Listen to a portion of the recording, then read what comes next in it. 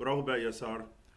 Peace, family. So, in this video, I'm going to be talking about the subject of polygamy. I'm going to first define the actual three aspects of it because polygamy only means plural mates as it relates to both sexes, but there are terms that is, actually used when a female does it as opposed to when a male does it, and how polygyny is constructed. So when you deal with the term polyandry, right? Polyandry is the act of females having more than one male mate.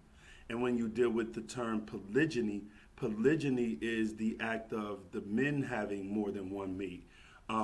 In different societies in ancient Africa, they both actually worked. So what we're going to be talking about more so is polygyny, and from the perspective of its socio-economic benefits. Okay, so why polygyny?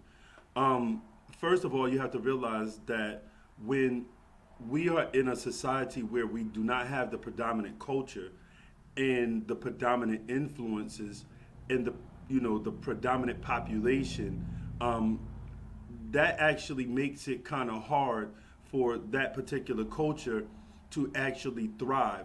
And the reasons for that is, for one, when we don't have the physical population to back the ideology, and the larger population stands against that particular ideology, it becomes a threat to us, because now what happens is our children or our women or our younger men start to be able to see a different perspective other than the perspective that we so wish them to actually have.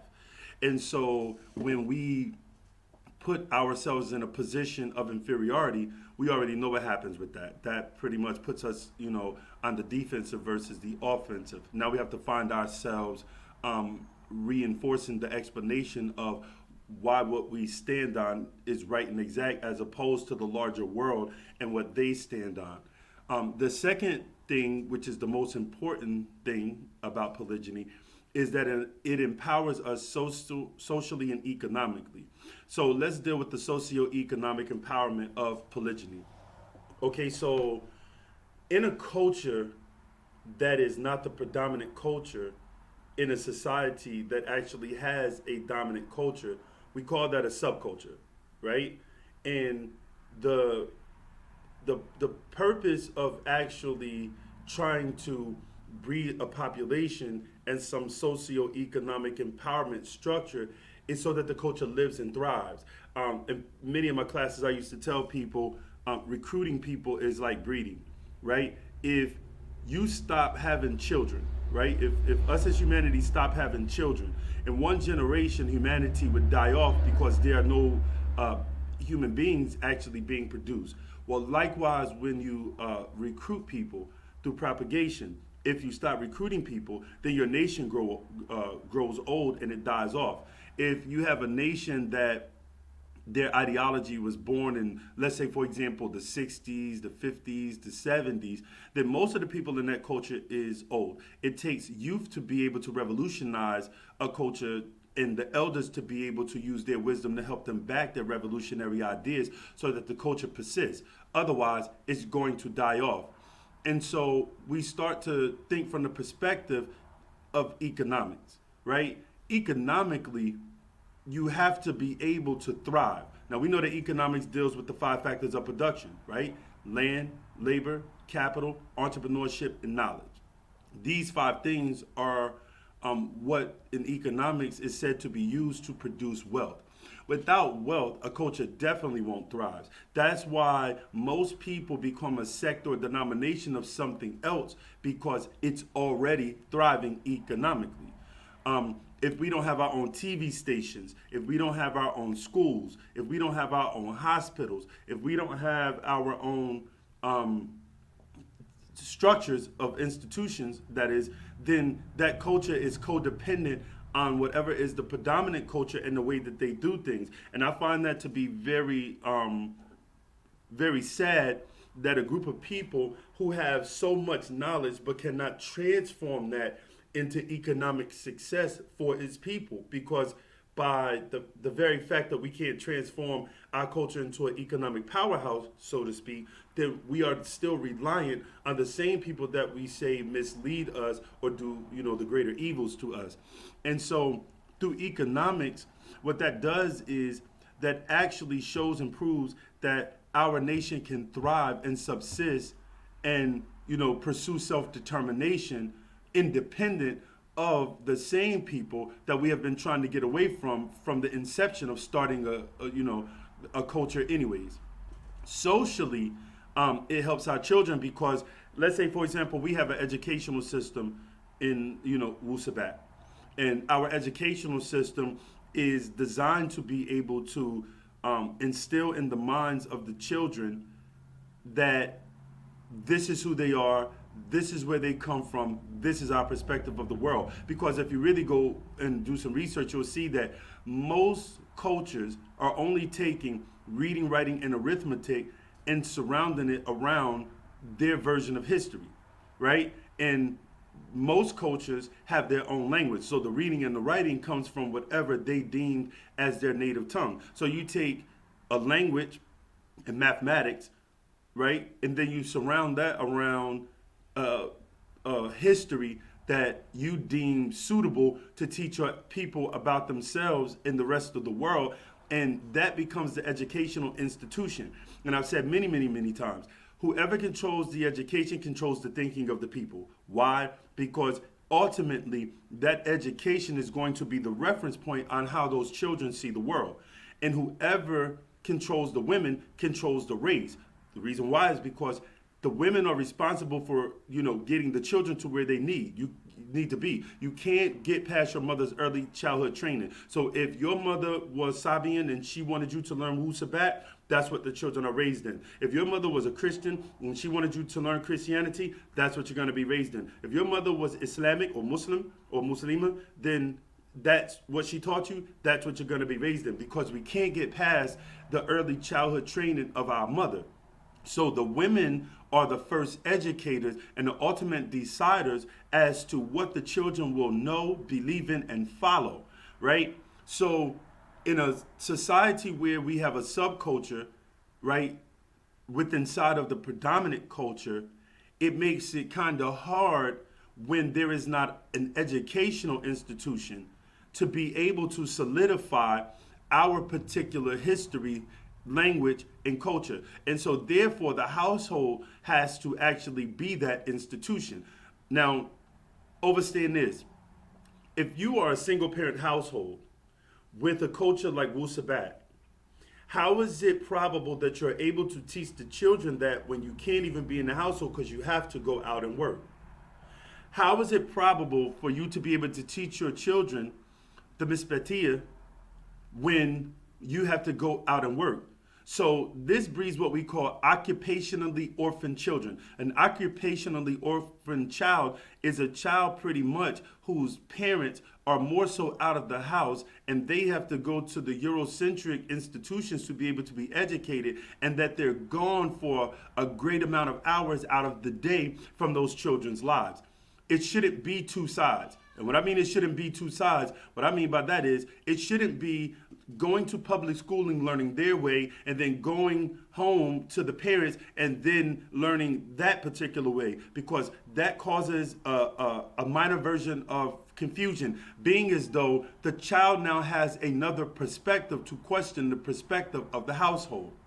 And so polygyny was designed, or I should say polygyny in ancient Africa was designed for three main reasons. One, because the ratio of men to women being 10 to 1 or more places certain women or a great amount of women without a mate.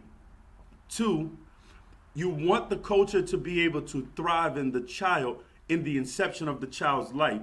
And if there is a predominant culture outside of the household in the institutions that are set up within inside of that society that do not support that culture, then the culture must be instituted within inside of the household. The household must become the predominant institution.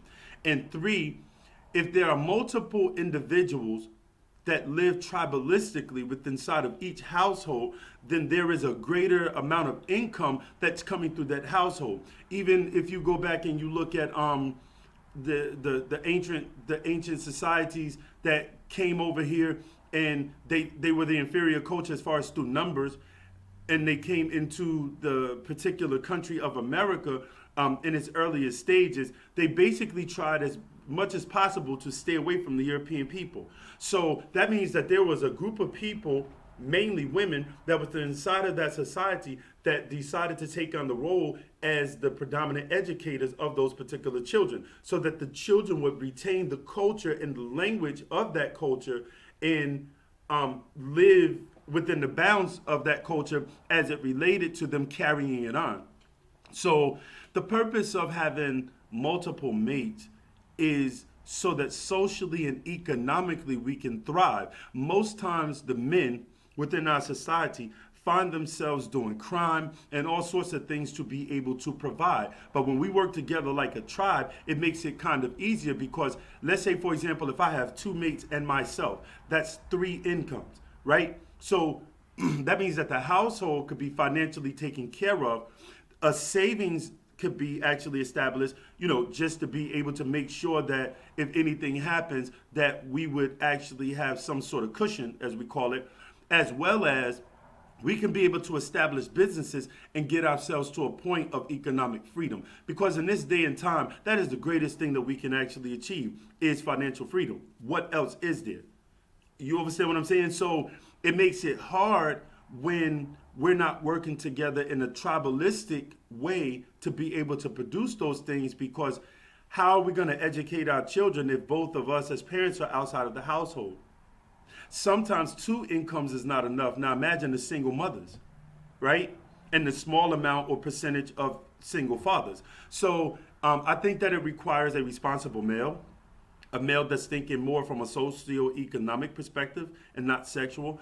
I think that it requires a strongly held female emotionally, because if the only thing that the female is thinking in her mind about the whole, polygyny construct is that he would be having sex with another female, then from the inception of it, she has the wrong idea. That's Eurocentric in its core. Because think about it like this. In human nature, it says that we have needs. That's natural, right? And sex becomes a need of any human that is sexually active. But that is not the actual reason for polygyny. It's an additive, meaning because she or he has needs, of course that comes along with it, but that is not the purpose of it. That's just an additive that comes along with it, right? And if the people are trying to empower themselves socially and culturally to be able to carry a culture on that may be on the brink of extinction, or may not necessarily at this present moment be on the brink of extinction, but if you don't continue to breed, if you don't breed finances, and if you don't have enough people that's born into it to carry it on, that's exactly what's going to happen. It's only so much you can do as far as recruiting people, because people who are born under the spell already have a way in their mind. And even though a lot of them do great as far as when, they embrace the culture of sabat or any other culture for that matter, but I'm more concerned with my people because that's my family, that's my people, that's the people that I'm focused on. Even though people do great when they come in, it's only so much changing that person actually has in them, being as though you're fighting against your natural nature, being born under the spell with sabat. So that's a conversion is a constant effort. It's a constant war with inside of yourself, versus a child that was born and raised that way, right? And that's all they know. That is that child's natural nature. Sabat is that child's natural nature, and that child doesn't have to fight against itself. It actually would have to fight against itself for you to instill or inculcate something else within inside of that child.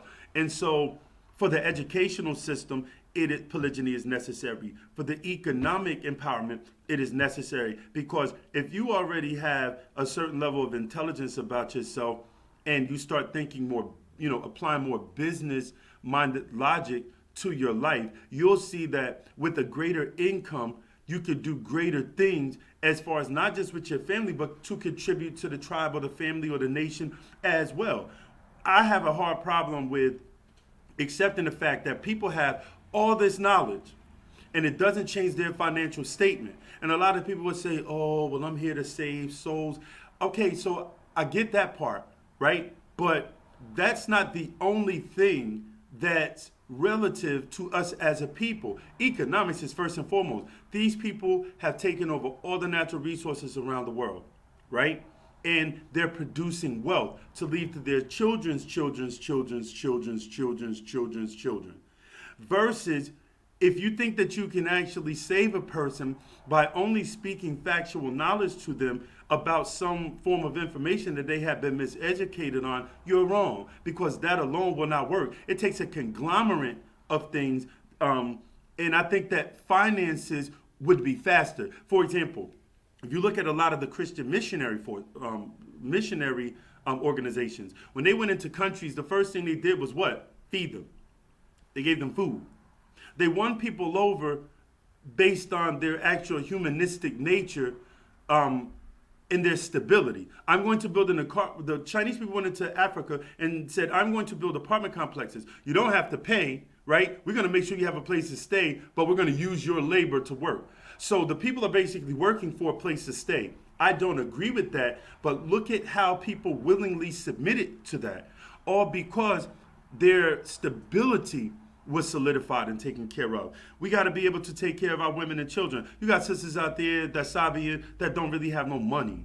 You got sisters out there that sabian that's single parents. They have to leave their children in the care of daycare, and instead of actually us having daycare centers or other sisters, that's within inside of the nation that may not be as busy, that we could employ to be able to work the children, so the children to be around other people who have our mentality, our mind, and that follow that culture. So it's like when Pops had the tab. It didn't matter whether you went to the Brooklyn tab, the Jersey tab, the Trinidad tab. They were all ran the same way, right? People did the same thing. And you left one tab to go to another tab so that you didn't get left in the care of what we call back then Kafirs. You understand what I'm saying? And so it's like polygyny would aid and assist us socially and economically. And I think that it's all emotional when it's being rejected. Okay, so I don't really care as far as the Christian mentality. I don't really care about the Muslim mentality. I'm not debating that no more like I did that in my youth. Like, that's over with. We could care less about what they think and feel. They're them, we're us. I'm not Christian. I will never be Christian. I would probably most likely die a martyr before I ever became that. That's just not me. I don't agree with that. I think that is BS. But what I do care about is the Sabian sisters and the Sabian children getting to where they need to go. And brothers, we need finances for that. Like, it's only, what are they going to do? Read 100 books? And then after you done read 100 books, now what? Now what? When do we apply it on an economic scale and not try to apply it economically to basically economically make our own people destitute by sucking them dry? Because that's no different than the pastor passing around a collection plate, but that sister don't got her, she don't got a way to be able to pay her lights.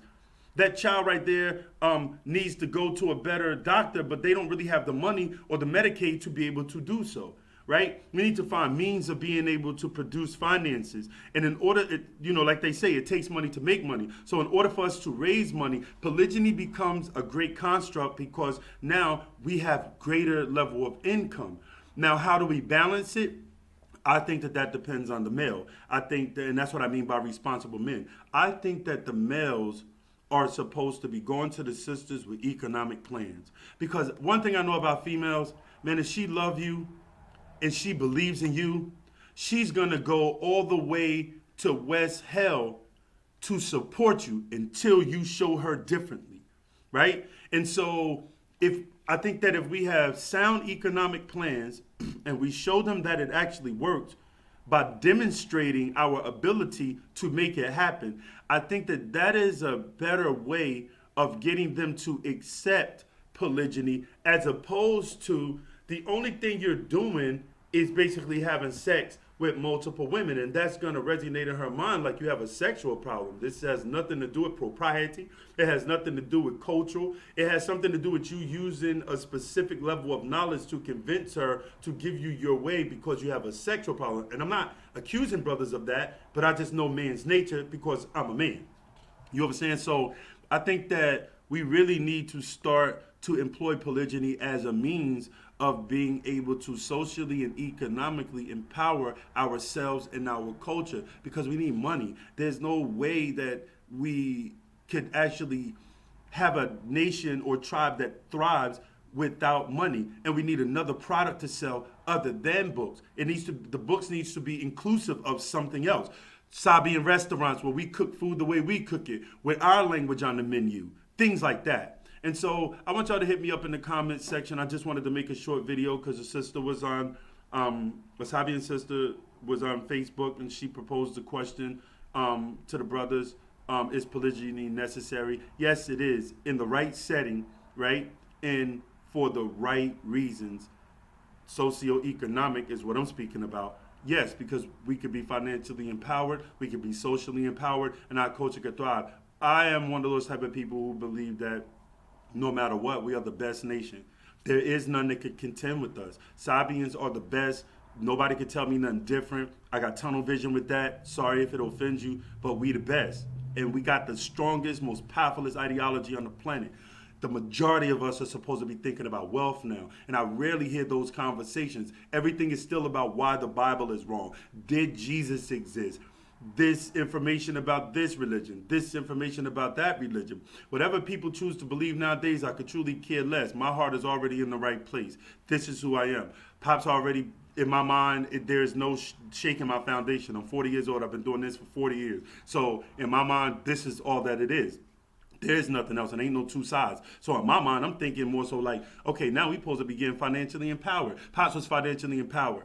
People miss that. They don't talk about that. He was financially empowered. They forgot he was getting the bag. And I feel like people who aren't trying to now become economically empowered are sad because what are you going to do? Teach this ideology. You teach this one ideology, but you're still going to send your child to a public school so that the Mukasus could basically still program them with misinformation. I find that to be sad. People are running bookstores, but because they failed to be able to, properly market it, then now guess what? They have to actually work regular jobs to be able to back that bookstore because it's not really making money. And these are the facts. So I want y'all to hit me up in the comments section and let me know if there's anything that I said that y'all can add on to. I want to hear it in the comments section. Peace.